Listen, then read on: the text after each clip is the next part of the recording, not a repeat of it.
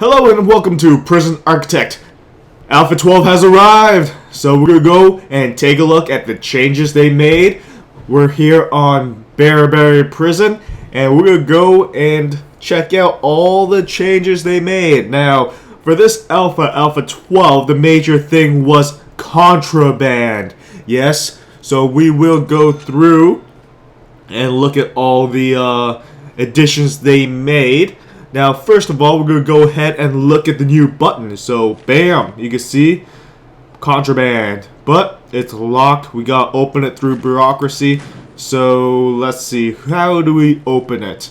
So, we need the security. It'll branch off into contraband. So, let's grab that and let's put this on to fast forward. And while we wait for that, I'll just go through the various changes. Now, we will also look at it again once the contraband upgrade is finished. But let's go ahead and read through the changes that they made. So let's see.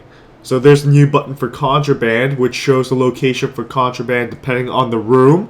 And what that means is that contraband you find in the workshop will differ from what you find in the kitchen, and we will see that unfolding in the near future.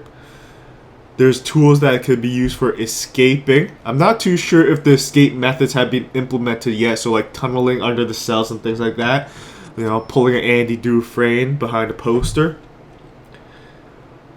Prisoners want certain types of contraband. So prisoners will have various needs, and depending on their needs, they will try to obtain different types of contraband.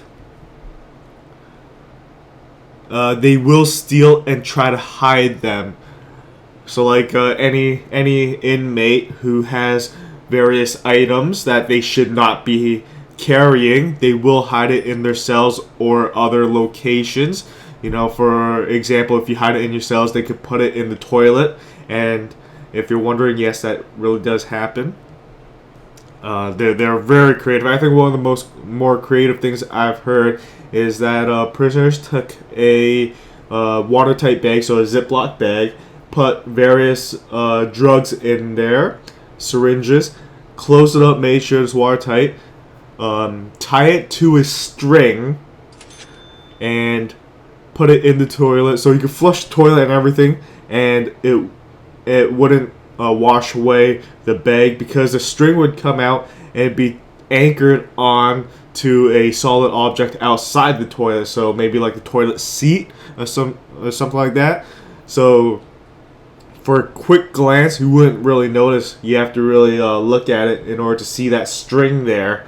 So you know, they get really creative on methods to hide things. And another thing I've heard is that a prisoner actually took a bar of soap, cut it in half lengthwise, and then put a razor in there, wet the outside edge of the soap so he could stick it back together, and pretty much it looked like a untampered bar of soap. You would only know if you picked it up and just try to use it, because obviously the two halves of the soap won't bond together like it was from the factory.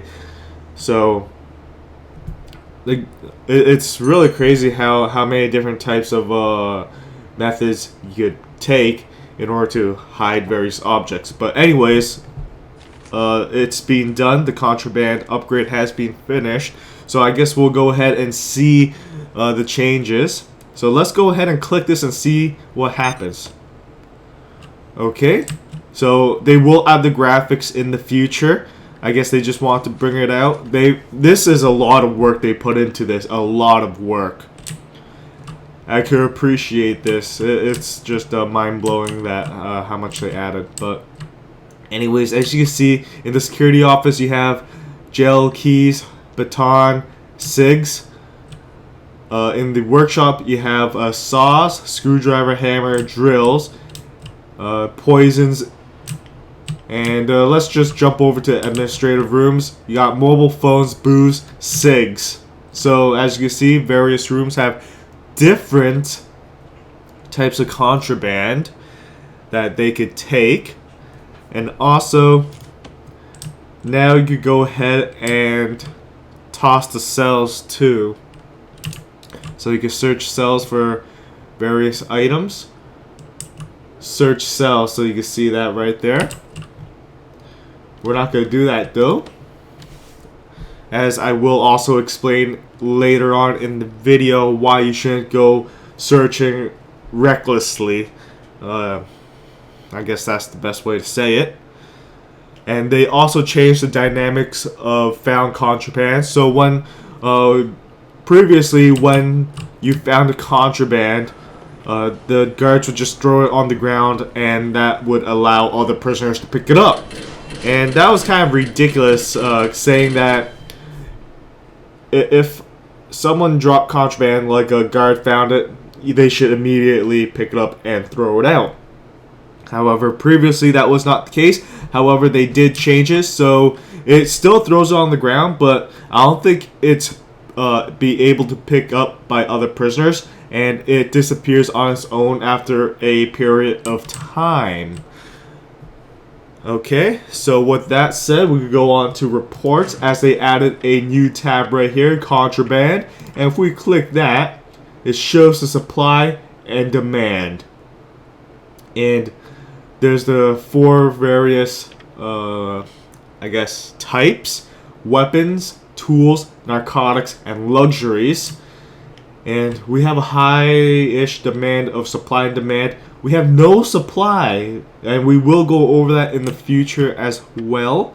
And I think the reason why there's no demand for tools and weapons is because, you know, the prison is fairly safe. There's no risk of injuries to other inmates. If this was, say, much higher, 20 prisoners are not well treated and upset, then the risk would increase, and thus the need for weapons and tools would also increase. And as you can see, before that you saw a little red text saying that one prisoner was unnecessarily searched. So that's something important to keep an eye on. And let's see, searched item. So a found item, I wish we had a good example of that somewhere, but a found item will show a history. So let's say you find an item on a individual. You can actually click on that said item and look at the history of that item, so where it's being brought in by and where it went throughout the prison. And I wish we could just go ahead and randomly search someone and just to find a piece of contraband, but that's not the case at the moment. So let's go to the next thing: searching prisoners unnecessarily. Now that will increase the danger level, and clearly if a prisoner doesn't have a reason to be searched and he gets searched, he'll get pissed off, right? So that just increases danger level in that regard. So you don't want to go searching with reckless abandon. You want to make sure you have everything focused. And let's see, metal detectors will decrease the likelihood of items being stolen. So as you can see, we have metal detectors everywhere, just everywhere. So that decreases the supply pretty much. So there's no supply in my prison right now. I think the only way you bring it in is through the entrance, pretty much. Visitation and things like that all have metal detectors. Let's see, is there any room that doesn't have metal detectors? I don't think so. Yeah, I'm not too sure, but we're about to receive an intake, so they're gonna probably trigger the metal detectors, and they will be searched. So that's gonna be a good opportunity for us to take a look at what he or she has, and I guess just he. I think this is a male-only prison. But anyways, look at that. They also added this, which they did not explain in their videos, but nonetheless they have added. So it gives prisoners due for release, gives their name and the amount of time, and it was a big list just prior to me talking about it. So they have been released now, and now we have prisoners arriving. So let's go ahead and hire a couple more guards. Let's add 3 more guards. And will they trigger the metal detector? Yes, they will. So one of those are to be searched. Yep, it gives a little item over here. So a little icon telling that the person should be searched. And we will keep an eye on him. I think he's being searched at the moment. And as you can see, he had a item right over here, which just disappeared. I wish I could have clicked it, but unfortunately I was not able to. Oh, there we go. Found. So it gives how it arrived. So detected, detected, detected, detected. Those are the metal detectors. And he just arrived through the prisoner transport, as you can see. Came in.